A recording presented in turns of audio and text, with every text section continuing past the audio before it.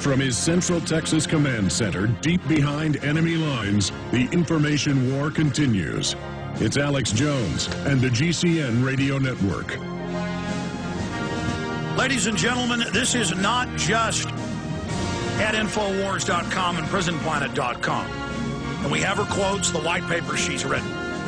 It's on CNN. It's on MSNBC. That's coming up before this broadcast ends in 52 minutes.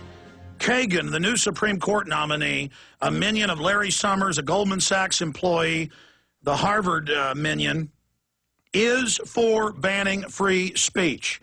The White House regulations are, Cass Sunstein, of course, wrote Harvard and Chicago law school papers 2 years ago calling for arresting anyone who doesn't believe in man-made global warming, anthropogenic global warming. They have such giant definitions of what should be illegal. He said people that say sunlight is good for you, though most doctors say you need some of it, that will be banned because it's dangerous. The feds are going to tell you what you can feed your kids. The federal government's ordered the state of Texas to kick kids out and the second time arrest them if they have one Jolly Rancher in their lunchbox. I mean, just you can't draw an American flag. A girl got in trouble for that. Can't have American flag shirt. Their laptops are watching kids at home, government-issued laptops. And the court's saying you're allowed to take 56,000 photos of kids at home without them knowing. Kagan, disappear free speech if the government deems it offensive, if it hurts someone's feelings. Here's another one. Law would empower Hillary Clinton to revoke citizenship of whoever she deems to be a terrorist. No judge, no jury. And that, of course, here's Raw Story. The liberals even admit this. Kagan supported detaining terror suspects, including American citizens, indefinitely without trial. Paul Joseph Watson, dissenters to be detained as enemy belligerents. This bill's working its way through. Remember last week with McCain and Lieberman, the headlines, U.S. citizens to be stripped, no judge, no jury, the Pentagon just grabs you. We're going to be talking about this. We're going to be talking about states' rights, what's happening. But I mean, the fact that government is coming out in the open and behaving like this, I mean, people thought Bush was bad with the Patriot Act that Obama's expanded, or secret arrest and torture and illegal wars, and he was bad. He was a puppet. So was Obama.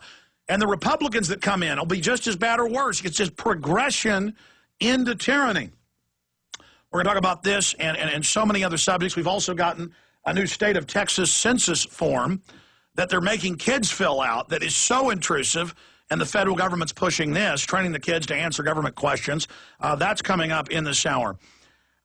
Michael Badnarik is an American software engineer, political figure, and former radio talk show host. He was Libertarian presidential nominee for president of the United States in 2004 and placed fourth in the nation behind independent Ralph Nader. 2 years later, he ran as a Libertarian Party candidate in 2006 congressional elections for Texas' 10th congressional district, got a lot of votes in Austin.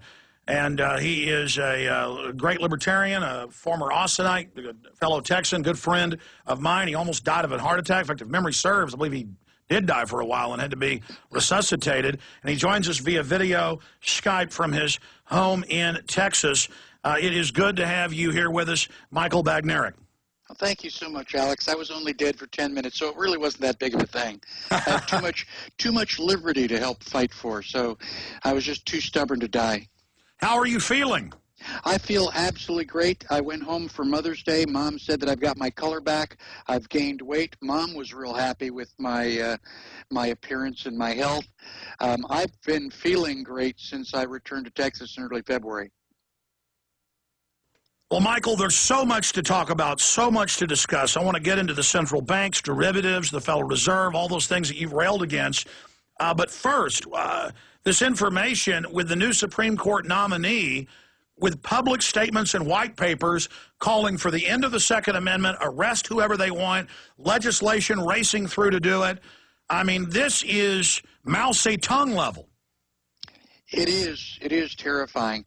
I travel a lot, and I don't have much time to watch television. I only found out that we had a new nominee for the Supreme Court when I was at the bus station waiting for the bus to arrive, and it's terrifying the way they are stacking the Supreme Court with people who don't recognize the difference between rights and privileges.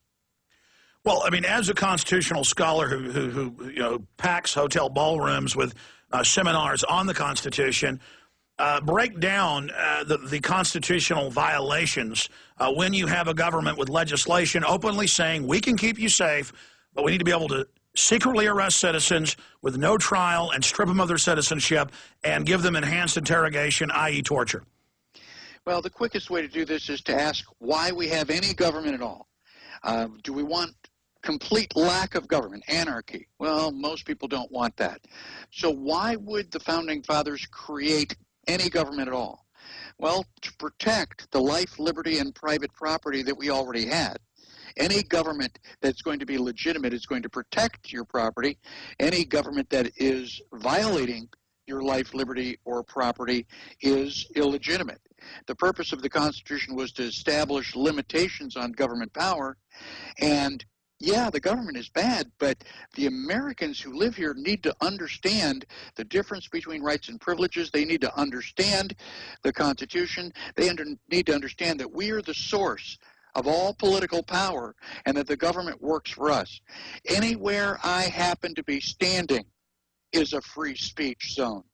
We don't have free speech zones in the United States. This is ridiculous. And any Supreme Court justice that is written to violate or limit your freedom of speech is certainly not a constitutionalist and should never be on the Supreme Court. Michael Badnarik is also with us because it is going to be released and start shipping on the 17th.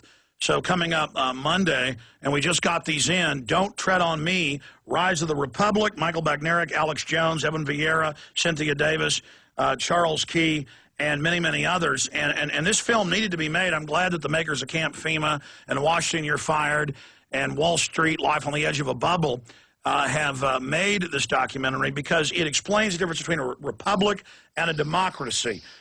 States' rights, 9th and 10th Amendment, and has a blueprint to take our nation back. People need to see this because it's basically a Constitution class in and of itself in this 2-hour film. Michael, you're a big part of this. People can pre-order it. It's basically an order now because it'll be shipping out early next week to everyone. We have these here at Infowars.com, or folks can call toll-free 888-253-3139. I'm excited that so many great films are coming out to educate and inform because people are now ready to be awakened. We've just got to do the next step and get this into their hands. I hope folks will order this film. And we just lost the video Skype connection to him for a second. For Don't Tread on Me, Rise of the Republic, again, available at Infowars.com. And it's going to be shipping out next week. You can also call toll-free 888-253-3139. Michael Badnarik, talk about the difference between a republic and a democracy, 9th, 10th Amendment, and versus this federal government itself captured by foreign corporate interest. The difference between a democracy and a republic. A democracy, everybody knows, majority wins. But what they leave out is that the minority loses. 51% of the people can vote away the property or the liberty of the 49%. I spoke at a college in Rhode Island. One girl asked me, "Don't you think guns are dangerous?" I said, "No, ma'am, I don't." She goes, "Well, couldn't we vote to take your guns away from you?" And I said, absolutely. You can vote that Michael is crazy and dangerous, and you can have a unanimous vote to take my guns away, but then you have to have another vote to see which one of you is going to take them. My rights are not predicated on your being comfortable with it. So in a democracy, you can vote on anything. You can vote to take somebody else's property away. You can vote to limit somebody else's freedom of speech. We live in a republic. I pledge allegiance to the flag and to the republic for which it stands. A republic is based on law. One person and the right of private property will supersede a unanimous vote. In a republic, the minority is protected from an overbearing majority. So the major difference for you to know is that in a democracy, you can vote on anything, and in a republic, there are many, many things that you're not allowed to vote on. Now, the 9th and 10th Amendments are very important. They actually work together. The 9th Amendment, without repeating it, says that because we have a Bill of Rights, that's not a complete list. The Bill of Rights doesn't say anything about your right to have children, but you clearly have a right to have children. The Bill of Rights says nothing about your right to travel, but you have a right to travel. So the Ninth Amendment explicitly says that the Bill of Rights is not a comprehensive list. There are things that you can do by right which are not listed in the Bill of Rights. On the contrary, the 10th Amendment explicitly says that the government is not allowed to do things unless the Constitution explicitly allows it. We, the people, have rights. We give the government privileges, and those privileges for the government are listed in Article 1, Section 8.